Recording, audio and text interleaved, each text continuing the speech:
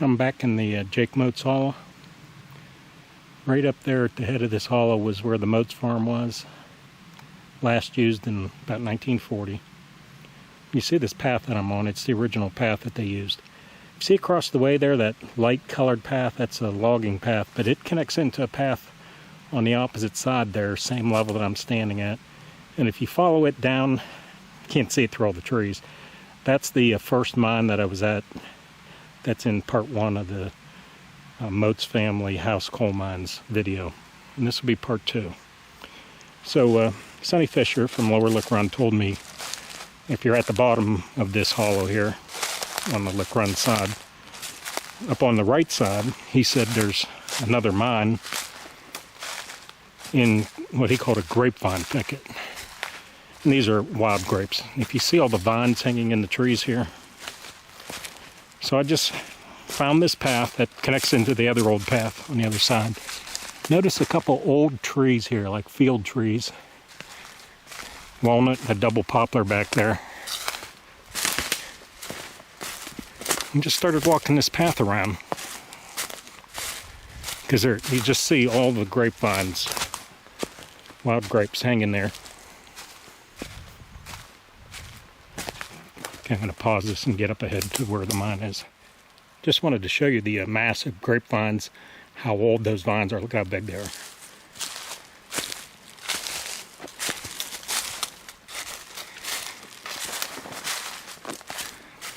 Just right past that massive old grapevines as I was walking around here. Of course, the first thing that catches my attention is it's like shale coal laying on top of the surface here.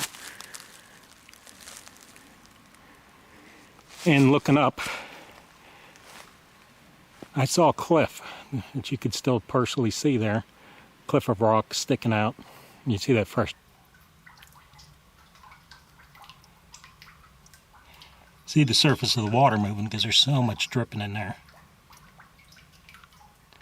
So what I'm going to do is, again, like yesterday, just to get a look to see if I need to bring that 12-foot device up. And the reason it's kind of a pain, this is like a 25-minute ATV ride up here through the woods.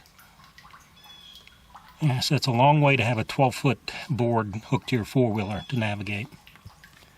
So I'm going to tape it to the shovel again and just shove it in right below the ceiling level there, just to see if it's worth bringing that device up here. But boy, looking in with the naked eye right here at the water, just straight down, that's got to be over a foot of water. We're just going to slide this in far enough to get a look here.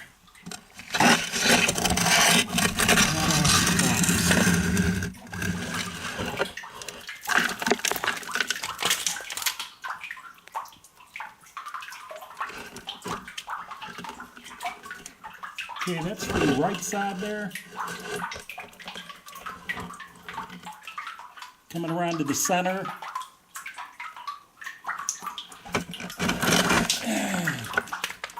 To the left there, is that coal hanging there? There's that water dripping right in front of the camera. God darn.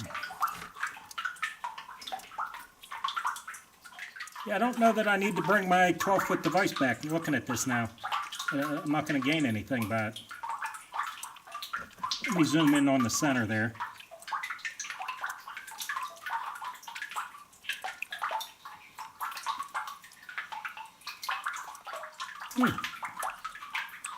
Fairly deep mine.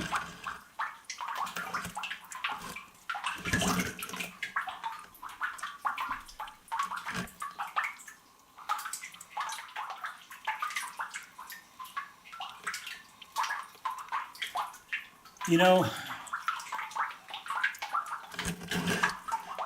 it's obviously a house coal mine. One interesting thing I don't see is, unless I'll see this when I get back home, is any post. It does look like right in the center there, where it narrows, slightly behind it, maybe there's a collapse there. So this may go back deeper than, you know, what I'm looking at on that cell phone camera. Again, I'm not really looking at it with the naked eye.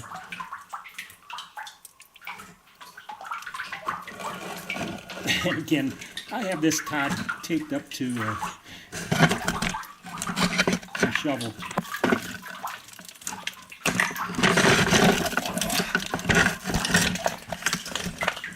First thing I want to do is drop this in the water there. Trying to get it around to the, let's see, what am I seeing? Around to the right there. That's shiny right there, unless that's just water rolling off the rocks. What's hanging there.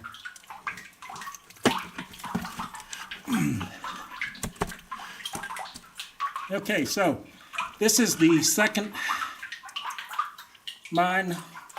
It's called the Jake Moats Hollow, near Guardian or near Lower Lick Run. It's probably about halfway in between.